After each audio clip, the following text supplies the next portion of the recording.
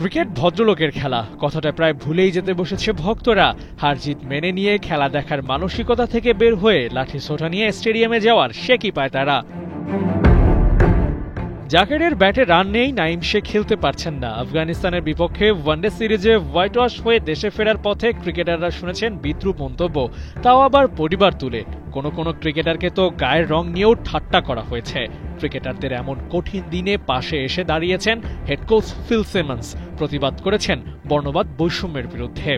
It is not nice to bring racial tones into anything to do with players. I don't care where you're from, where the racial part of it I am disgusted with against Jackie Ali. That's not nice. Sarcasm করতে গিয়ে মপকে দেয়া হচ্ছে উস্কানি। Social হ্যান্ডেলে post আর কমেন্টের বন্যায় শুরু হতে পারে আইন নিজের হাতে তুলে নেয়ার মতো অন্যায়। এমন ভাবনা অমূলক নয় মোটেও। ইন্টারন্যাশনাল সিরিজ শুরুর আগে এমন নেতিবাচক মন্তব্য ক্রিকেটারদের জন্য মানসিক বিঘ্নতার কারণ হয়ে দাঁড়াতে পারে নিঃসন্দেহে। আরও বড় অ্যালার্মিং ফ্যাক্ট, বিমানবন্দরে নাইম তাসকিনদের সাথে ঘটে যাওয়া ওই ঘটনা দেশের ক্রিকেট ইতিহাসের জঘন্যতম তো বটেই, ছোটখাটো মক প্র্যাকটিসও বটে। ঘরের মাঠে সিরিজ হচ্ছে আর দর্শকদের এমন নেতিবাচক মন্তব্য নিয়ে স্বস্তিতে নাই ক্রিকেট বোর্ডও। বিমানবন্দরে ক্রিকেটারদের হেনস্থা করা উগ্রদের বিরুদ্ধে অভিযোগ করা হয়েছে আইন শৃঙ্খলা বাহিনীর কাছেও।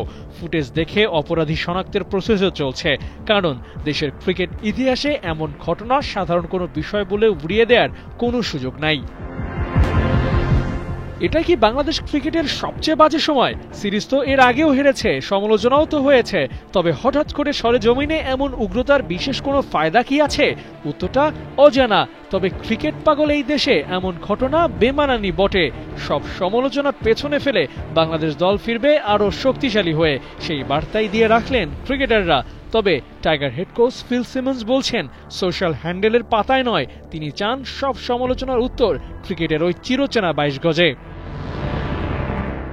আবু নাইম, ৭১।